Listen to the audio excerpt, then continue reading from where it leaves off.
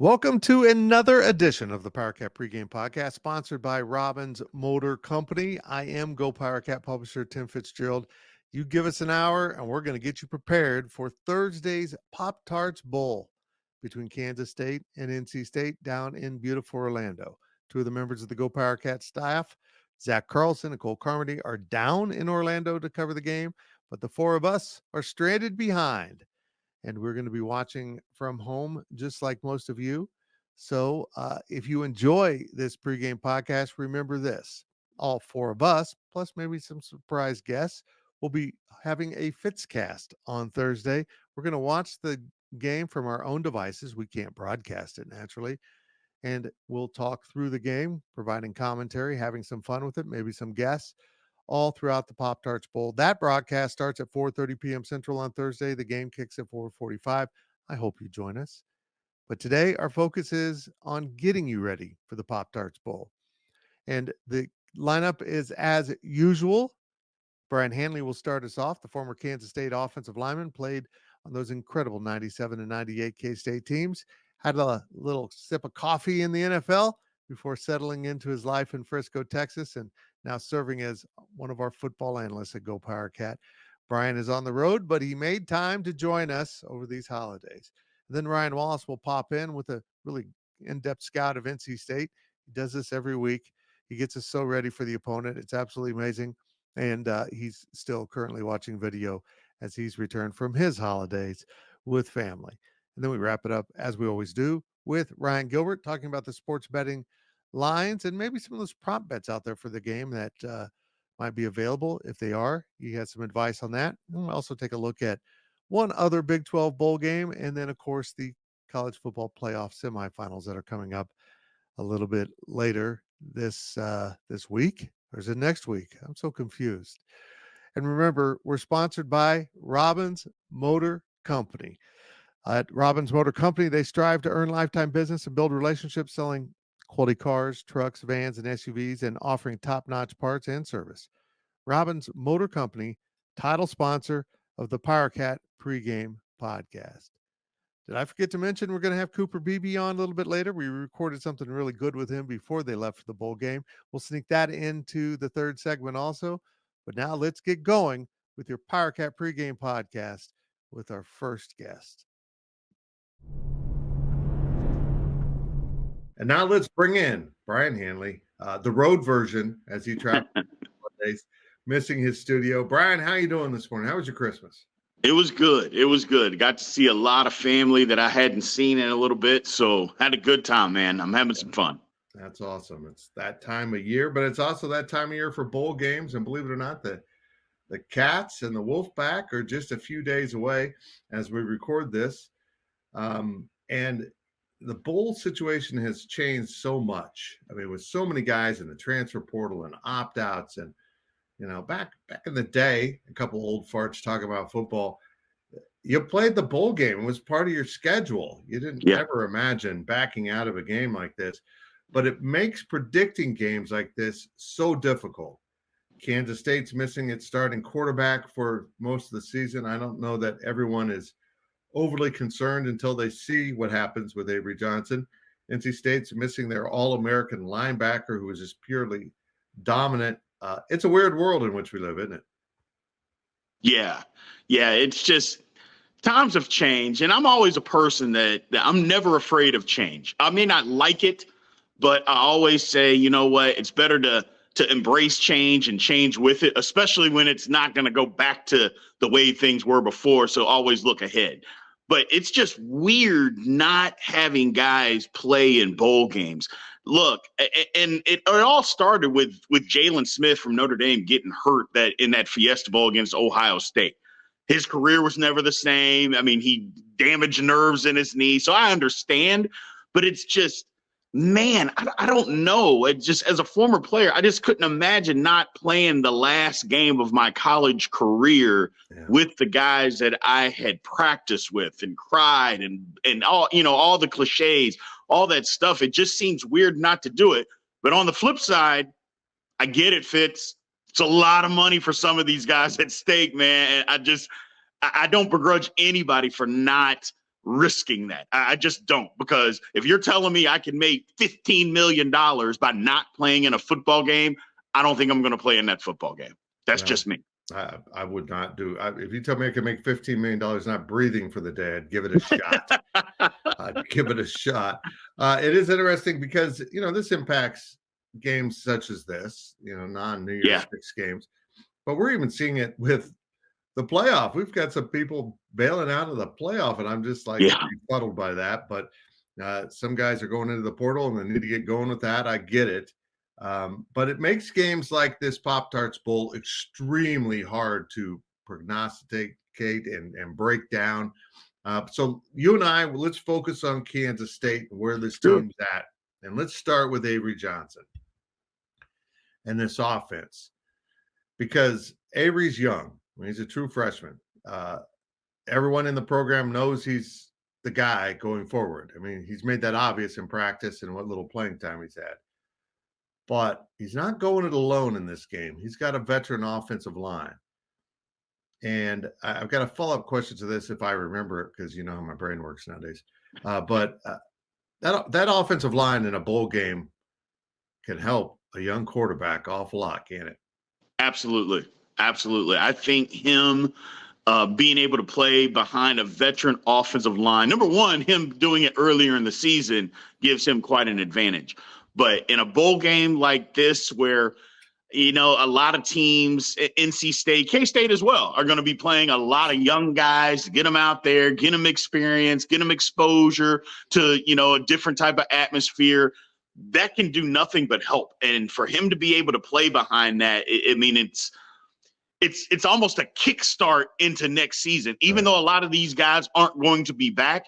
But just for you to be able to get out there and be comfortable, because that's what we want to see Avery do, is get out there, play football, but be comfortable in doing so. Not that you're ever totally comfortable in a football game anyway, but to be able to be out there and think, okay, you know what? This guy's going to block this guy so I can make my read here, or he's going to block this guy so I can cut here. It just makes things easier for him. I'm not saying that the game's easy, so I don't want people to misunderstand me, but it's going to make the game easier for him to be able to play behind an offensive line like that. I would agree. And as a follow-up to that, Connor Riley, the interim offensive coordinator and offensive line coach, said something really interesting to our guys when they spoke to him on Christmas Eve, I guess, during the day. And that because of his added duties with calling plays, he's going to the press box. I did my daily delivery on this. I find this so interesting.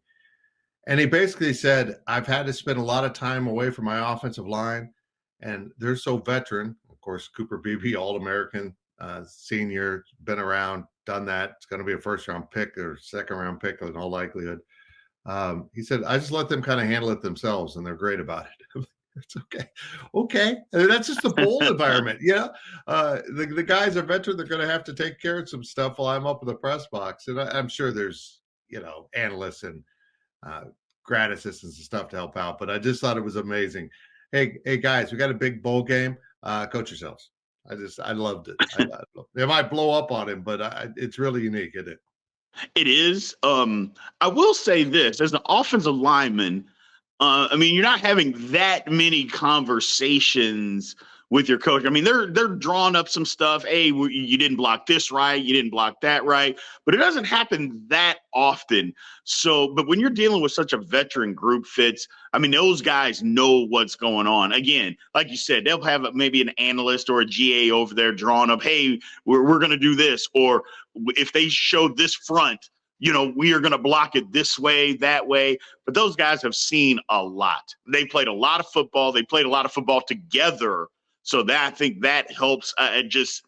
You need coaching. Don't get me wrong. Everybody needs coaching.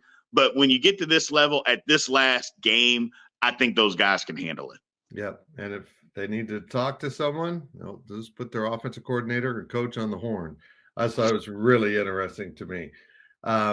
Receivers, like running back, we've got DJ Giddens returning for the Cats. There's no real issue there other than that if he gets injured, you're going to have a bunch of freshmen running around, but that's okay.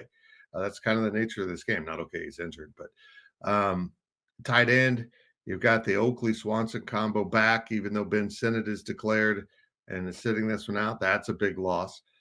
Receivers, you've had some change there, and they're going to go to younger guys. And with that one, I'm like, good. Okay. I'm excited to see what these offensive weapons can do with Avery Johnson out there, because this will look more like the team we'll see next year. I mean, most of his weapons are young guys or guys that will be returning. So I'm eager to see how this unveils itself. Yeah, absolutely. I'm super excited to see it, because I know for a lot of years myself have called for K-State to play younger guys if they're capable of playing. I think as a big time program like we are, you have to get younger and get guys out on the field at an earlier age, especially with the transfer portal era. Because if guys sit for a year, maybe a year or two, then if they don't get to play as much as they think they should play, then they leave. And K-State doesn't need to be a developmental program for somebody else to come in. That's not what K-State is. K-State, it will be fine. But sometimes you have to recruit a guy that can go out there and play right away, and getting in a big-time bowl game that's going to be on TV. Maybe they haven't played a whole lot all year. But you know what? Sometimes, Fitz, you know how kids can be. You get out in a bowl game and it's on national television where it's the only game on. If you want to watch football, you got to watch Kansas State. And whether they play good or bad, sometimes that really doesn't matter. Get those guys out on the field and see what they can do. It's exciting for them. It's exciting for their family. And those are the people that are important to these young kids. And so I just think it's a great thing getting those guys out there. And like I said before, getting them out there, sometimes they rise to the occasion. And that's what I really want to see, because I think we've got some of that in the locker room there. Yep, I would agree with that. I think everyone is excited to see guys like Trey Spivey at receiver, who haven't played a whole lot, but he flashed a few times on the field. We will find out about these weapons probably fairly quickly in this game. Flipping it over to the defensive side, a few key pieces are gone. Well, we understand that. Nate Matlack cuts into the depth at the end. I'll be really honest here. I'm eager to see some of the young guys. I mean, they've just got some young guys that I feel like have been, almost held back, like that guy that wants to go, and you can't get at it. Now some playing time has been cleared. Kobe Savage on the back end is a serious loss. I mean, combine that with Will Lee at corner. If you're concerned about that, but at safety in particular, we're going to see some really young guys, some guys that have played. But one guy that the coaches are raving about, who hit his 4-game limit. Now bowl games don't count in that, which has been a great benefit. Back bowl games don't count at all basically in your eligibility, which is wonderful. Jack Fabris, I think we'll see quite a bit at safety. Again, D-end safety, big losses, great young talent, and let's just see where they're at. Yeah. Absolutely. I think that's the key, is getting these guys out there on the field and see what they can do, man. I'm super excited. I know a lot of people are worried and maybe a little bit nervous that we're playing all these young guys, but that's what these bowl games nowadays, that's literally what they're for, is to get these guys out there. So it's kind of what you said. Some of the talent that we have, they're being held back, and other guys are just – I think as we evolve and K-State moves forward, Fitz, I think that we're going to be a program that plays younger guys, and guys are going to start getting on the field because they're going to be capable of getting on the field at a lot sooner age, a lot quicker time. And bowl games like this will be critical to that development. Yep, I would agree with that. Some young guys raring to go, and they're going to get to go in the Pop-Tarts Bowl on December 28th against NC State. Brien, I think now that they have to lean into the youth, they have to do this out of necessity. I'm oddly almost more excited about this game now than I was before. I knew Will Howard wouldn't be around. We knew that before kickoff that last game. But I'm oddly I'm fired up to see this, just because I'm so curious. I think a lot of K-Staters are. Should we manage our expectations? Because of course we think, oh, they're playing the young guys, they're going to be awesome, they're just going to be flawless, they're going to be great. But in reality, they're going to make young guys stupid mistakes throughout the game. We're going to have some mistakes that we witness, but you just got to live and learn and grow with it, don't you? Yeah, you do. And that's part of playing young guys, is that you're going to make some mistakes. They're going to be in places where they're not supposed to be. They're going to line up wrong from time to time. But I think that's just things you just have to learn to live with and get through. It's good that it's happening in a bowl game. And a bowl game is a great opportunity for guys to, I don't want to say just throwing them out there, but it's a great way to get them experience in something that isn't going to necessarily cost you a conference title, if that makes sense. Bowl game is a great way to get some experience, get playing time, go through some of those growing pains, and then hit the ground running in spring ball and then next year. Yep, I agree. It's going to be a very entertaining game when the Cats meet the Wolfpack. And, there's just so many layers here that make this so interesting. But I've never had a bowl game kind of sneak up on me like this one. And maybe it's because typically I'm at the bowl game. But this one, I think for fans out there, has quietly kind of snuck up because of where it was placed. You're all wrapped up in your Christmas Eve, Christmas Day, and you come out and like, oh, the game's what 2 days away, 3 days away, depending on how you do the math. It's kind of interesting how this one fell on the calendar. I'm glad this isn't a December 26th bowl, because that stinks. That's horrible. I don't know how that's bad for fans, but that's the nature of the day in which we live. Now, another interesting thing to come out of bowl prep and out of signing day was Chris Kleiman admitting something that Nate Matlack brought up in his exit interview when he said, I'm going to the portal because I'm too light to play this 3-man front. I need to get to a 4-man front or a true NFL style 3-4 that I'm going to be an outside linebacker that's a stand-up. They're trying to go heavier at one defensive end spot. That has been an emphasis now in recruiting. I think Jonathan Banks will probably move out to DN for next season. And I do think at times, though, having 2 light defensive ends in a 3-man front really costs the Cats. And then as this season unveiled itself, without a Felix Anudike-Uzomah who could just make things happen, they weren't getting the pressure they need.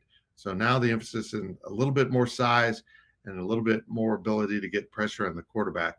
I like it. I think it was really necessary. I think we all saw the problems that having those light DNs brought up. Well, the one thing, when you have light defensive ends, teams can run off tackle. And when they run off tackle, they basically double team at the point of attack and just push those guys around. And it's not that the guys aren't trying, but if you're light in the pants, there's not a whole lot that you can do about that. And so that makes a difference. And then when it comes time to rushing the passers, look, tackles these days are athletic guys, even though they're big. And yes, it's true that defensive ends are always going to be more athletic. But if a tackle gets their hands on you and you're 250 pounds, you're not winning. That's just not the way that it works in big-time college football anymore. You are getting whipped. And so you got to get bigger at those positions. If this is the defense that you're going to play, then yes, you have to be bigger. You have to be more athletic. You have to be more physical. That's just the way that it is. And K-State going to this, Fitz, you're completely correct. It's going to make the defense better. It's just going to make them better because they're going to be bigger, more stout at the point of attack. Teams aren't going to be able to double team and drive a guy and then get to the second level. All those things. I'm not saying it'll never happen, but for the most part, you can stop that kind of stuff. If you can slow a double team down off tackle, or pinch down inside and maybe stun a guard from being able to get to the second level, you're doing your job. At 235, 240 pounds, you can't do that. You're just too light. And Matlack was 100% correct. And that defense, you're just too small to do that. So I like what K-State, if this is the defense we're sticking with, which it looks like that we are, and they should. I mean, hey, start recruiting to it. So I think it's great. It's going to help. Those offensive tackles look at those light defensive ends as ham sandwiches, and once you're in their grasp, you're not escaping their grasp. Now, they've had some announcements. We talk a lot about the transfer portal going out, but they've had some announcements of, as we start to run out of the opportunities for super seniors because of the COVID season sitting in their back pocket. But Austin Moore at linebackers coming back, Uso at nose tackle, Bernard Mott at defensive end, one of those light DNs who, will remain in that position. They'll leave him out there. I can guarantee that. Yeah. Those guys are all coming back. And next year it's going to be the defense that has some experience to it This has been a big advantage for programs like K-State to have these super seniors. Guys, let's be honest, all three of them, I don't think will play in the league. Uso might be the one that has a chance just based on his speed and size. But overall, this is a great opportunity for guys like Austin Moore, who's not going to make it in the league, I don't think. And I'm not insulting him. I just don't think he's got the size and speed combination. He's a great college linebacker. He's going to walk out of school with a master's, maybe some PhD work, and a fun career. It's a really interesting opportunity, but it's coming to an end for programs like K-State. You're going to run out of super seniors here real quick. Yeah. And the thing about it is, Fitz, a lot of people get caught up in, well, you're not going to the league. What are you doing? I'm like, well, first of all, what's wrong with playing college football and being really good at college football? The last time I checked, that's a good thing. It's okay to just be good in college football. Everybody can't make it to the NFL, man. And even if you don't make it to the NFL, you know how many guys are really, really good in college, but just don't make it in the NFL. The world is littered with that, and that's okay. And these super seniors that are out there are just saying, man, I love playing football. I want to play at Kansas State. I want to continue to play as long as they'll let me have eligibility. I mean, and we've seen it with other teams. People are out there playing 7 years, and now 7 and 8 years. I think that's going a little bit overboard. But, these super seniors with the 6 years, hey, COVID happened. I mean, that was a real thing. Give these guys an opportunity to continue to play. I love it. It'll be running out, and it will be – I don't think it's necessarily a problem. We'll just have to – change some things as far as recruiting, because everybody's going to go through the same thing, because people that are even getting guys Fits in the transfer portal, they're not going to be able to go get a guy that's been there somewhere for 6 years and then are coming to your program. So it'll be an adjustment for everybody. K-State will be the same, but I think it'll be okay. It'll be okay. Yep. One lying mystery here is Daniel Green. Speaking of 7th-year guys, he's apparently got a medical hardship. He can exercise. He's still with the team. He would be one of those 7-year guys, the only remaining Bill Snyder player on this roster. It's incredible. We're in year 5 of Chris Kleiman, and the dude might be coming back for one more, but we'll find out about that. I'm guessing after the semester starts and the transfer portal's closed. That's what I'm guessing. We'll find out about that. Brien, thank you very much. Safe travels back to Frisco, and appreciate it. And you will be part of the Fitzcast game day. Yes. In fact, I didn't even plan it this way, but it's the entire pregame crew hanging out. We're going to try to book some other people to pop in and hang out with us for a quarter. Hopefully it'll be fun. Hopefully it'll be an entertaining game. I sure am excited to see what these young guys can do. Absolutely. Can't wait. And I appreciate it, man. It's going to be a good game. That's it for this segment of the Powercat Pregame Podcast, sponsored by Robbins Motor Company. On the other side, Brian Wallace will dig into the Wolfpack. He's been watching his games. He's been mixing in opening presents with the kids, with watching some scouting video. Bowl season is here, and we'll be right back.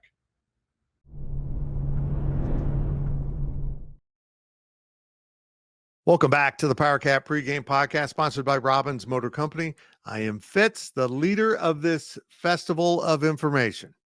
I don't know why I called it that. Brien Hanley did a terrific job breaking down the Wildcats and how they've been preparing for this game. And in a second, we're going to bring in our own Ryan Wallace to discuss NC State and some of his thoughts on the Cats too, of course. And I know Wally always does a great job breaking down everything for us on our pregame podcast. And of course, we got Cooper Beebe awaiting and Ryan Gilbert to finish up the show in just a bit. But remember, we're sponsored by Robbins Motor Company. The dedicated team of automotive professionals at Robbins, Chrysler, Dodge, Jeep, Ram, Fiat will match you with a vehicle that suits your lifestyle and budget. Robbins Motor Company, title sponsor of the Powercat Pregame Podcast. And now it's time to bring in Ryan Wallace. He's been part of this team for a very long time.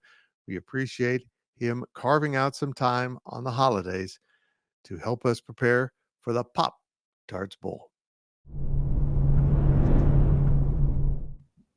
And now we bring in Ryan Wallace. He handles football recruiting for us at GoPowercat. Been a little busy, and he squeezed in some time to prepare for NC State and K-State. Wally, this has been chaotic. I mean, I know it has been for the coaches trying to wrap up recruiting, manage the transfer portal, get ready for a bowl game. In the case of Chris Kleiman, still trying to find a quarterback's coach. It's been nuts, but even for us, I mean, this game falling 3 days after Christmas, trying to get this recorded has been a little bit challenging. Brien joined us from Louisville. I had to do Gills before he left town for the holidays, and now you've returned. You're the most live person we've had. You're in the right place at the right time, and we're doing this on the day we release the video. So this information's fresh off the Wally tree, right? Yeah, I mean, you had to wait on me to get back from Wichita because I was down there, and now I'm only here in Kansas City for a couple days right after we record our Fitzcast for the Pop-Tarts Bowl. I'm back on the road to St. Louis for New Year's Eve. So, yeah, I mean, a lot of moving parts for us. And then, yeah, you mentioned it with K-State, the recruiting stuff, roster management, you know, who's going into the transfer, who do they need out of the transfer portal, breaking in a new quarterback, breaking in a new offensive coordinator. Fits. It's too much to do. Normally I'm definitely in the camp of like, you know, these coaches get paid enough, right? You know, these players have enough invested, right, as now paid athletes in some cases. But this is overkill. They got to do something about the month of December. That's crazy. And with that, I don't know how either team will be prepared. I mean, honestly, it seems like K-State didn't really go into serious preparations for this game until it was, you know, basically a week out, just like any other game week. It's not like they had extra preparation time. They had some practice time, and but Chris Kleiman wasn't even there a lot of the time as that ramped up. But once they got into game week, they got very serious. They went to Orlando. They've been preparing. Of course, Cole Carmody and Zach Carlson are there for us. But first, before we get to NC State and you dig in deep, give me your thoughts on what we might see from K-State and Avery Johnson and all the other changes. Got some changes on defense too. Yeah, definitely. I think obviously everybody's focus is on offense, and rightfully so. It's what will a Connor Riley-led offense look like, and especially with Avery Johnson at the helm as well. Look, I know that there's going to be a lot of interest in seeing Avery throw it a little bit more and maybe get a little bit better preview of 2024 and other years beyond that to come with Avery Johnson under center. But, you know, the more I sit back and think about it, the more, you know, you watch a little bit more of NC State and you wonder if this isn't a game that, you know, K-State just, especially with Connor Riley, knowing what he has in the trenches, knowing what he has in DJ Giddens and Avery Johnson, who, let's be honest, Fitz, you can talk about whether Joe Jackson's going to be the backup running back or Jordan Shippers or Jimmy White. Avery Johnson's the backup running back, right? And, you know, I think it would maybe be smart of K-State to just see what they can do on the ground first and then see, you know, what you do with Avery Johnson through the passing attack. But obviously a guy like Jace Brown is somebody that, you know, when he first arrived on campus, latched himself to. And so those two, when it comes to passing timing, they're going to be on. You know, I think even he and Keegan Johnson are going to be on because, again, Keegan, even though we all expected him to be the number one guy, in the early weeks he wasn't. I think he was probably doing a little bit more time in practice with Avery than he probably was with Will until he got healthy. So timing wise, excited to see what those guys can do with Avery, but also if I'm Connor Riley, man, I just stick to the ground game and see how far it takes me. On defense, obviously, a lot more interesting, right, with some of the pieces that have departed, but namely Kobe Savage, that'll be the big one. And I'll be curious to see if Brennan Armstrong and Robert and I and that NC State offense maybe pick on the middle of that secondary a little bit. Sounds like, if I had to guess, it'll be maybe Colby McAllister from what we're hearing from Cole Carmody's coverage and Zach Carlson down there in Orlando, that Joe Klanderman said that he noted that as being one player that he feels very confident in that role. So that'll be an area that I'm interested to see. But, you know, by and large, I think preparation has been probably a little bit easier, Fitz, for NC State. I think for the most part, K-State's defense has had less to kind of tinker with and, adjust to with some new parts. But with the K-State offense, I think that's definitely been an area that you could easily argue K-State's offense has had to go through more preparation, more adjustment and transition than any of the other phases for K-State or NC State. Okay, let's turn our attention to the Wolfpack, a pretty darn good football team out of the ACC. Also missing their star player, Peyton Wilson, their weak side linebacker, has opted out, among others. Give me your overall thoughts on this team, K-State. We'll see. Yeah, the more I watched of them here since getting back from the holidays, good news and bad news. I got some Iowa State vibes from this team.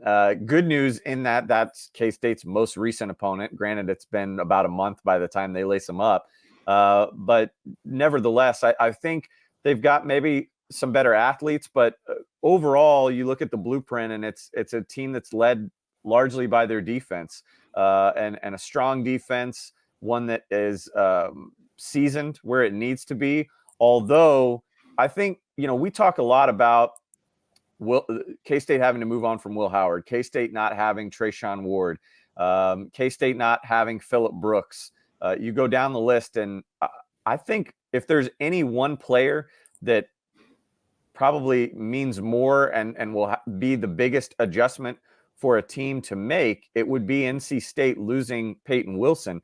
For those K-State fans that, have been a little bit busy, right, with the holidays and haven't dug into the Wolfpack a lot, Peyton Wilson is the Bednarik winner in college football this year. I mean, he was the number one player, if you go by collegiate awards, in college football. And so a lot of NC State's defensive strengths, statistically anyway, have been propelled by Peyton Wilson. Fitz, he was the leader in tackles. He was the leader in tackles for loss, tied for the team lead in interceptions, tied for the team lead in quarterback hurries, second in sacks, and second in PBUs. The guy did it all for Tony Gibson's defense. They're going to replace him with a guy named Kamal Bonner, 6'2", 195, true freshman that has played in 4 games this season.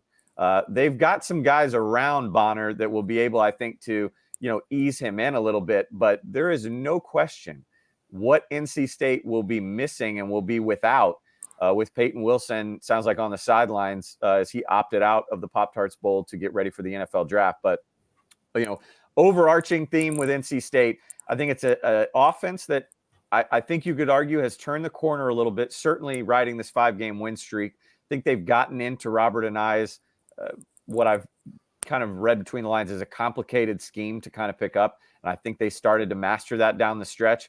And then a defense, like I said, that is just very stout, but will be without their best player and their quarterback in Peyton Wilson. Offensively, Brennan Armstrong is a little bit of everything. He's a southpaw.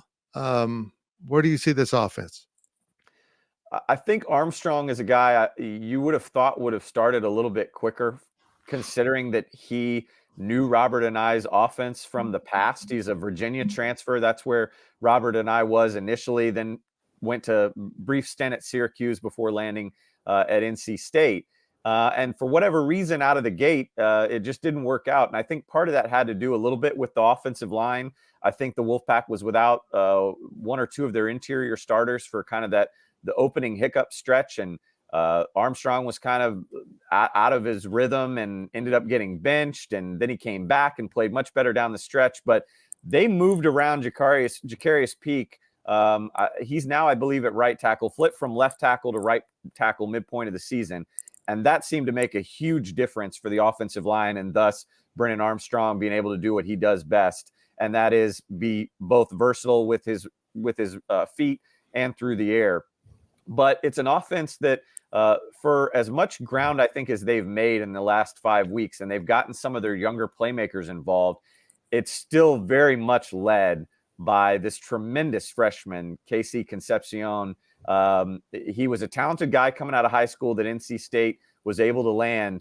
And Fitz, he is, to me, a combination of like a Tavon Austin and a Rondale Moore. In the sense I go to Tavon Austin because he's dynamic with the ball, and you're going to see him line up really an equal amount at slot receiver, as you will in the backfield. They will use him as a running back and use him as a running back often, and not just on jet sweeps, as a true running back.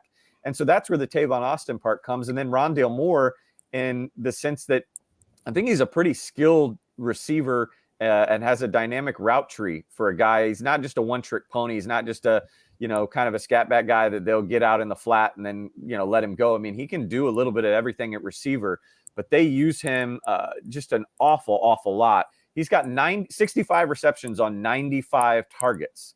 The next closest receiver that NC State has used this year, 28 receptions on 47 targets. I mean, when I say they go to KC Concepcion a lot, they go to him an awful lot. Kendrick Raphael is a dynamic running back that they've started to mix in a little bit more. Former Iowa commit that NC State flipped, creates a lot of missed tackles for a young guy, and they'll get him involved. But if you want to talk about taking away two guys, without a doubt, I'll be interested to see how much emphasis Joe Klanderman puts on Concepcion, one, and then kind of limiting what Brennan Armstrong can do with his feet, because they want to do both phases of the game with him. They want to be able to get him running, keep the defense honest, and then open things up through the air. If K-State can start to limit Concepcion a little bit as a receiver and then start to limit Brennan Armstrong as a runner, I think that puts this NC State offense really against it, because they're not known for moving the ball through the air or really through the ground, in a lightning pace or anything that's going to scare K-State to a level they haven't seen already. Yeah, my comparison might be more about how he's used by NC State. It reminded me of Deuce Vaughn. Except the receiver version. Right. Deuce would go out and play some receiver, and Concepcion moves in to play some running back. But when you're a program like K-State or NC State, and this is what I like about this matchup, when you got a dude, you get the ball to the dude. And if you're a Texas or, maybe a Florida State, you got a number of dudes and you're constantly trying to balance things, and you really don't carve out the same offensive identity as you do with a program that is hyper-focused on, we're going to build this offense around this guy. Right. And that's what I see them doing. I like it. Kid's really good. I mean, my goodness, he can run. And like you said, if they throw the ball to him, he's going to catch it. So it's a real point of an issue for K-State. Well, and one other thing that I should have thrown in there too, when you talk about this offense, is that it is hard to just take those guys away. And that's why I'm interested to see what Klanderman does, because Robert and I, Fitz, when I watched what NC State did at the latter half of the season, because I think that's where you need to watch the games and not worry about where they were when they were having their hiccups in the early part of the season. It's got a little bit of Andy Kotelnicki flair to it, in the sense that there's going to be a lot of pre-snap movement and motions. And so it'll be hard for a guy like Joe Klanderman to just say, okay, we're going to put two guys on Concepcion, because they're going to move him around a lot. And they're going to do a lot of other things with their wide receivers too. A huge game. And I will get to it on K-State's offense too. An absolutely huge game, Fits, for just K-State overall in communication, both on offense and defense. They've got to get themselves properly aligned on both sides of the ball before the snap is even delivered. That's my big concern right there, brother. I mean, when you add young guys in, I'm not as worried about them post-snap as pre-snap, being in the right place and figuring out where they're supposed to be. But I also think having, so many veterans around them, like Austin Moore, might help this K-State defense. Special teams, anything jump out at you in special teams? Well, I mean, it's kind of a tale of two sides for North Carolina State. They've got a top 25 kick return offense. Obviously, when you've got a guy like Concepcion and some other, talented players that can do some things with the ball in their hand, they've got some ability on both kick return and punt return. But I think the kick return unit particularly stands out for me. But then on the flip side of that, you look at their kick return defense, and it's one of the worst in the country, 120th, nearly 25 yards per return on average. So obviously K-State will be having to do a lot of that without Phillip Brooks, without a guy like Trayshawn Ward. But, I think that there's enough in the stable that we might be able to get a little bit of a dose of the future and still, have some guys like Seth Porter and those types that, again, when you talk about getting guys aligned and having proper blocks and assignments, Matthew Mashmeyer, Ty Bowman, some good guys on K-State special teams that I think that will be an interesting dynamic. Not as much, I think, with the kicking, with the specialists themselves, but in terms of the return units, that could be an area that, maybe gives either offense a little bit of slight edge in terms of field position. If you had to play a bowl game and throw a bunch of young guys into the mix, thankfully it's this one and not last season with Alabama, but that's true. I feel like this is a good measuring stick. This is a really comparable team to a lot of Big 12 teams. I think it's a good place to start for this young group. Absolutely. And when you talk about K-State's offense and preparing for the NC State defense, it's led by Tony Gibson. Some folks that are really dialed into the Big 12 might remember that name, right? Because he spent numerous years at West Virginia with the Dana Holgerson staff. And so he's going to run that kind of 3-3-5 that's now become popular, but in that West Virginia style that we remember for many, many years. I'm thinking the Will Grier years, right? And it's heavy pressure. And that's where, again, I go back to the communication side. And that's, again, where I think it benefits K-State, not only to what you're saying in terms of kind of the talent level, although, NC State's as hot as any team going into the postseason right now, but also in the terms of K-State getting their entire offensive line to say, we're going to give this one more game. Because when you look at what Tony Gibson and this defense does, they're one of the best teams in sacks, top 20 in team sacks. And like I said, with Peyton Wilson on the field, they're top 15, top 10, top 20 in a lot of different categories. Without him, it'll be interesting to see how that changes. But in terms of what they want to do with pressure, it's a very individually talented defensive line with those three guys up front, though they're breaking in a new nose guard in this game. But really their pressure comes from all phases. They're going to constantly have middle linebackers and weak side and Sam linebackers up on the line of scrimmage. So Avery Johnson's going to need that offensive line. And like I said, having Cooper Beebe say, I'm coming back for this one is absolutely huge. This is a game where you need an offensive line to be in sync, to be able to see where things are and point them out to their freshman quarterback. So that'll be something to watch early on. But yeah, you're right, Fitz. It's going to be a game where I think K-State has the opportunity to do some things at full strength. If you had a Ben Sinnott, this is a great game for a guy like Ben Sinnott, because I think you can attack the weak link in this NC State defense, certainly without Peyton Wilson, is at linebacker, and trying to get some mismatches there. I really like their corners, like their safeties. They're going to have to get a little bit more from Boykin, a seasoned vet who's going to take the spot of a player that they lost in the transfer portal. So they'll lean on him a little bit more. But again, I think it'll be a good game, a tough matchup for the receivers, but Fitz, like you said, not one that isn't a game that they're outmatched. It'll just be about, getting these guys in rhythm with Avery Johnson, and getting everything going and seeing really which team can settle in a little bit and which team seems motivated. Fitz, I think for a lot of postseason games, it's about motivation. And I think that there's a solid argument that can be made on both sides that you've got two teams that are really, really hungry to finish this season out with a win. For NC State, it's about getting to, double-digit wins and having one of their most productive seasons in a long time. There's a lot of juice around NC State football right now, especially coming off what they did in signing day. And there's a lot of juice with Kansas State about seeing what 2024 holds. A lot to play for on both sides in Orlando. I, in some ways, feel like fans are more excited about this game because of the changes. We've moved on to 2024. I mean, there's no way to deny that, and I think even Chris Kleiman recognizes that.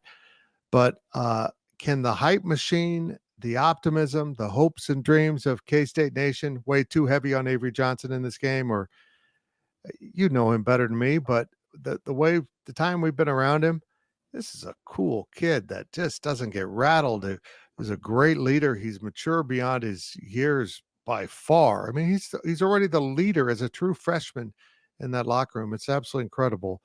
Will he be able to rise to this moment? I think so. And I think for two reasons. I think the first is just what he brings to the table as an athlete. You can't convince me that NC State has seen anything like that. And I don't mean that in the sense of what the ACC is versus the Big 12. I just mean there aren't a lot of quarterbacks that have been on NC State's schedule. You think about the players that they've seen, right? Sam Hartman, Cade Klubnik, I'm embarrassed. Drake May. I was going to say I'm blanking on the NC State quarterback's name. Tyler Van Dyke at Miami, and there's nobody really that they've seen that brings the just unbelievable playmaking ability with his feet that Avery Johnson will have. That will truly test this NC State defense. But beyond that, Fitz, I go back to, and I realize it's high school football, but in the state of Kansas for 3 years straight, it did not get any bigger than Mays Derby. It just didn't. And anybody that was at those games understands what I'm talking about.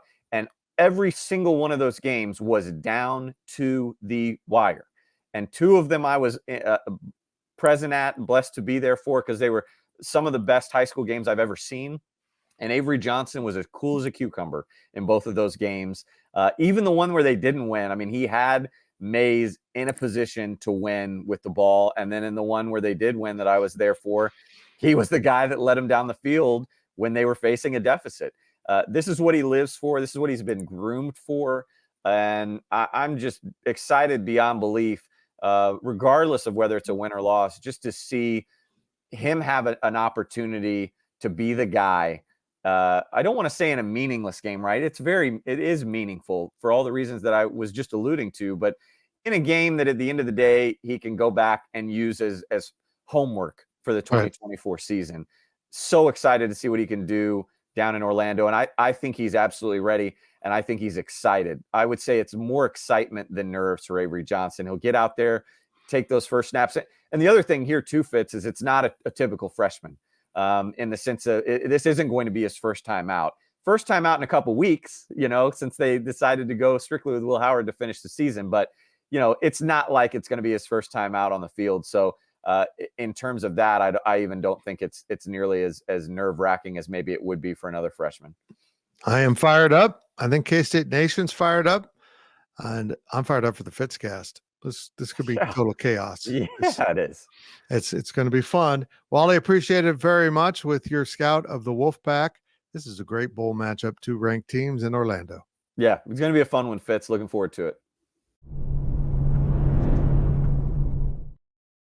2 segments down, 1 to go. Cooper Beebe will join us in just a moment with an interview we recorded before the team left for Orlando. And I think you're going to enjoy what the consensus All-American offensive guard had to say about this season and the Cats in this game as his career wraps up. He's seeing it through to the very end. No opting out for this potential day 1 NFL pick. Cooper Beebe is playing. He's a go along with the rest of that offensive line.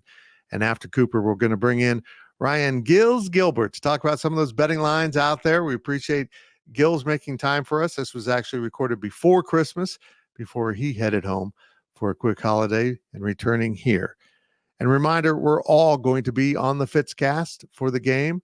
Come on over to YouTube. Come check us out. We're going to have a lot of fun with that. It starts at 4:30 Central on Thursday, December 28th. You have to watch the game on your own device. We can't broadcast the game, but we will have a running commentary throughout. If you're interested, please stop by and say hello. I think we're going to have some fun with it. Now let's get to Cooper Beebe, but first your reminder that we are sponsored by Robbins Motor Company.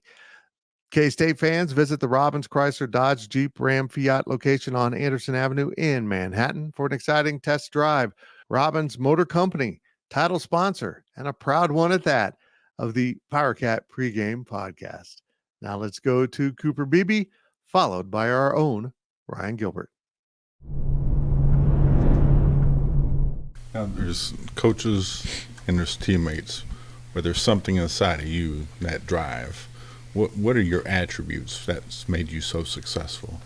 I think it's just the way, I work. I understand, nothing has been given to me in my career, man. I had to earn it. It's just a test to, all the hard work I put in, all the tough days, tough runs, tough workouts, tough games, just continuing to go, I think is the biggest thing for me. When stuff got tough, you push through it. And, I've just been, truly blessed to be here, to be around great people, great coaches, great players that, have pushed me to strive to be who I am today. When you hear Cooper Beebe, one of the all-time greats at Kansas State, what do you think about? Honestly, it's this surreal feeling, growing up, watching, a lot of great K-State players. Just to be, among those names, it's such an honor. And I know I'll look back, I'll take my kids back here one day and just show them, hey, your dad was pretty good here, and it's just such an honor. I know that you kind of came back to put yourself in discussion for the Ring of Honor, and clearly probably did that. Do you approach this bowl game like perhaps your final game because of that? Absolutely. I already know that, after this, I'm going to head on to the NFL, and, I'm going to enjoy, one last ride with my teammates. I know it's probably the team ain't going to look the same. There's going to be young guys, but, there's a lot to enjoy, and I'm excited to see a lot of these young guys, step out there, for maybe the first time and see what they can do. And there is Ryan Gilbert right there in the corner where he belongs. How you doing, Gills? Good. How you doing, boss man? I'm good. We're recording this before Christmas, so let me just ask you this. Did you have a good Christmas? I hope I did. I hope you had a Okay. good Christmas as well. I'm sure I did. Every Christmas knows? is good. Right? Well, it's not about what you get, Ryan Gilbert. It's what you give. And you're I'm about giving ready. you my time on this. Yes, podcast. plus you're about ready to give some kick butt gambling advice. Hey, we've got a limited options here, and I also did not put the Liberty Bowl in our picks because nobody wants to do that. No, nobody's going to bet Iowa State. I don't even know who they're playing. So I saw Iowa State, and I said no. So let's start with the Alamo Bowl, which I don't know if you prepared for this or not. But Arizona is a 2.5-point favorite over Oklahoma. Now, the question I posed at the start of this segment was, is this a Pac-12 versus Big 12 game or a Big 12 versus SEC game? I don't know if this is one that really matters, right? Like Texas is like, okay, if they do good, that's a Big 12 game. Right. If not, then that's an SEC game. But So I don't know. You bring Big up a 12 good fans question. should probably cheer for Arizona, right? Sure. Yeah. Yeah. See, that kind of makes me feel like they're in the Big 12 and OU's in the SEC. I was a little bit surprised by this spread, but keeping in mind Dillon Gabriel is gone for the Sooners. What are your thoughts on this one? Well, both of these teams, Fitz, I did do a little research. You're Thank you. welcome. Oh, that's so good. Both these teams were good as far as the betting, area goes this year. Arizona was 10-2 against the spread. Oklahoma was 8-4 against the spread. But obviously, you mentioned no Dillon Gabriel, and so for that reason alone, I'd probably lean Arizona. Their quarterback Noah Fifita is the sixth ranked quarterback in terms of QBR in the whole country this year, and so he's a young guy, and so I would have to go with Arizona. And obviously, both teams have shown they're capable, but when you lose a quarterback like that, that's gonna change your team. When Kansas State played UCLA many bowls ago, I was able to interview Jed Fish just briefly at the bowl prep stuff, and I was really impressed with him. So I am not surprised by what Arizona is doing right here. It's kind of amazing the way they've surged at exactly the right time as they head into the Big 12. Now let's get to the big show, the playoff games. We got Michigan in the Rose Bowl. Thank you, Daphne.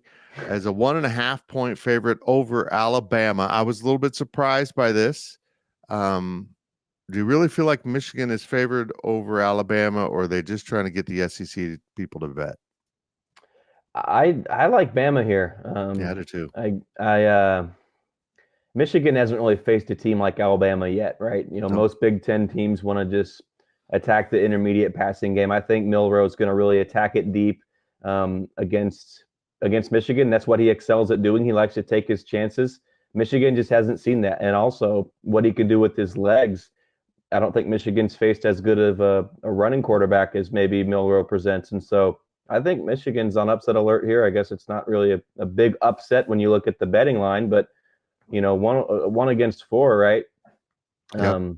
I think the SEC, I know we like to bash on it, Fitz, but I don't want to call the Big Ten overrated, anything like that. But I think the SEC is going to pick up a win here with a chip on its shoulder. I like Alabama. Daphne's trying to bark. She's got something on her mind. I saw you muted your mic. Yeah, this is the perils of the Cats and Dogs studio.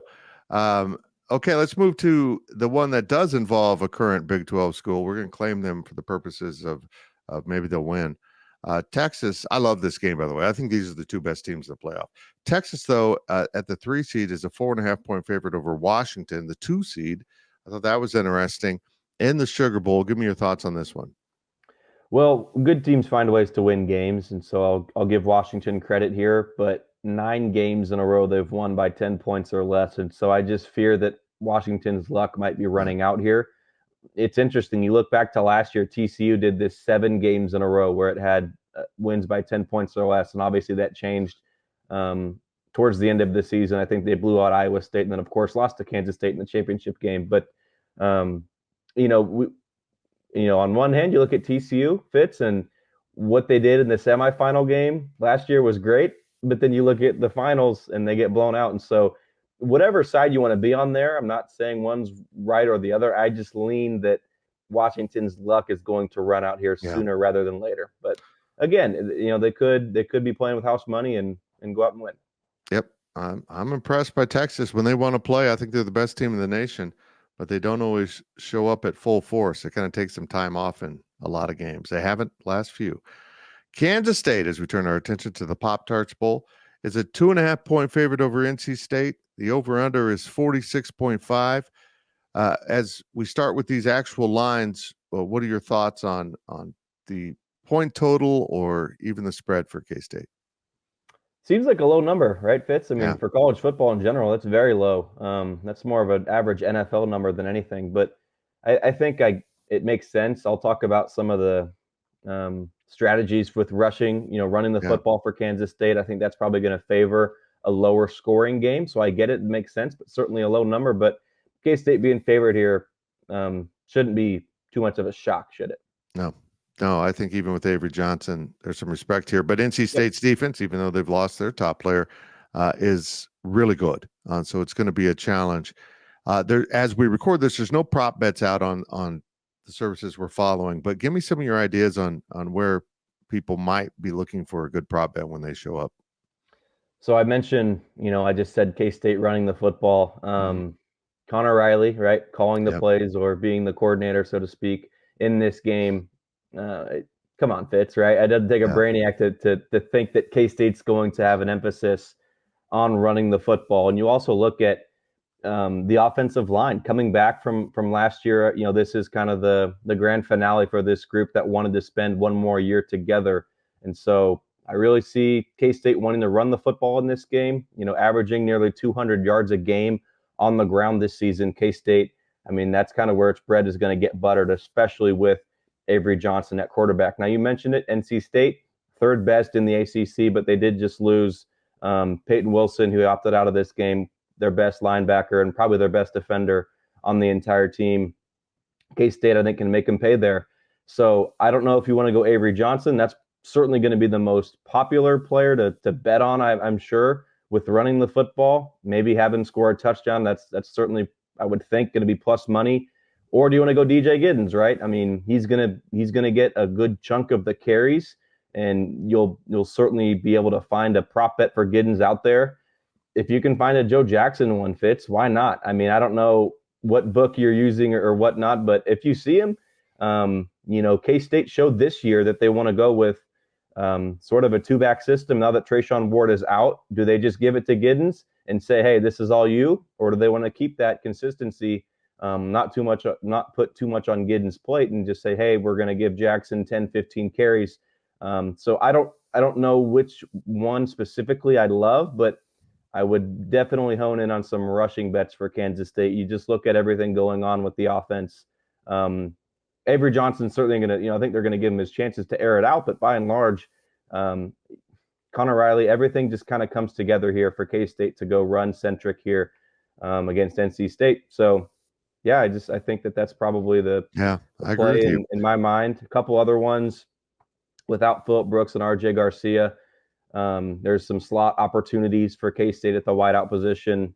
Jace Brown, I think, is even without those players opting out or leaving, transferring, Jace Brown's poised for a big game. But now that it's going to be on him to make some plays in this game without a couple of those key players. And again, even if those players were playing, who does Avery Johnson have the best chemistry with? Who has he taken the most reps with in practice, as the twos earlier on in the season, so to speak? That's Jace Brown. And so those two, I think, are going to find each other.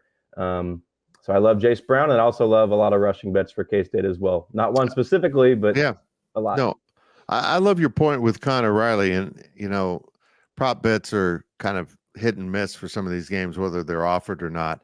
And this one won't be offered, but I would probably take the over on first quarter run total for K-State. I think Connor Riley, being kind of a traditionalist, he might throw the ball a lot in this game, but I think he's going to want to come out and run the ball and establish that veteran offensive line as a dominant force. I just think that's a sound plan to start with, but I think that's the way he'll go. He's not going to come out chucking it all over the field unless they have to, unless they're just totally taking away the run. And also, I mean, Avery Johnson, first career start, do you really want to have him go out there, on the first play of the game and air it out deep? Let him settle in. Those nerves can calm down, and then get him going later on in the game through the air. But early on, Fitz established that run. Yeah, throw some screen passes or a little bubble action out on the edge and let him get into a rhythm. Ryan Gilbert, you're a smart man. I appreciate your input here. How about those Steelers? How about them? Okay, that's enough of you. Ryan Gilbert, go away. I don't even like you. Go away. I appreciate you joining me, though. I don't like you either, but I'll get out of here now.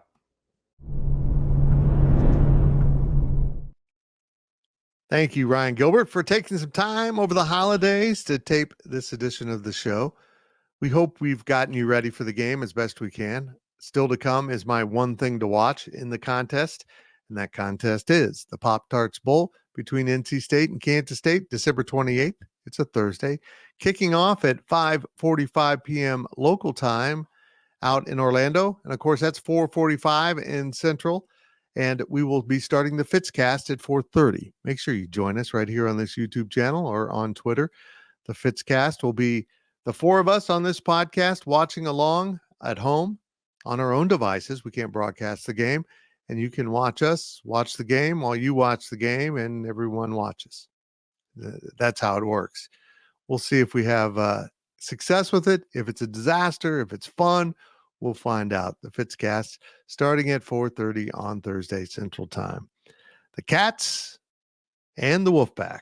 How do these teams fit together? Well, NC State's a really good defense, missing their All-American at weak side linebacker. K-State's been a really good offense this season, missing the guy who started at quarterback all season long in Will Howard. Avery Johnson takes over for the Cats, and there's a reason why. He's the only man standing of the players that were eligible to play this past season. Everyone left because they could see the writing on the wall. Avery was going to be the starter for 2024 and beyond, and as it turns out, he'll finish up 2023. But here's your one thing to watch. Can Avery Johnson, this veteran offensive line, and some young weapons, as some veterans have also opted out of this bowl game at tight end and receiver, can they move the ball consistently against a very sound NC State defense? Now, Connor Riley, the offensive line coach for Kansas State, will be calling the plays for the first time. So there's a lot of things that have to fall in place for this to be a successful offensive outing, particularly with so many young guys, including the quarterback. Keep your eye on K-State's ability to do what it wants to do offensively, because NC State's going to put up one heck of a challenge. That's it for this edition of the Powercat Pregame Podcast. Make sure you join us for the Fitzcast, and we hope we got you ready for this game. It's the Cats and Wolfpack in the Pop-Tarts Bowl right there in Orlando. We won't be there, so I won't see you there, but I appreciate you watching, and next season, I will see you at the Bill.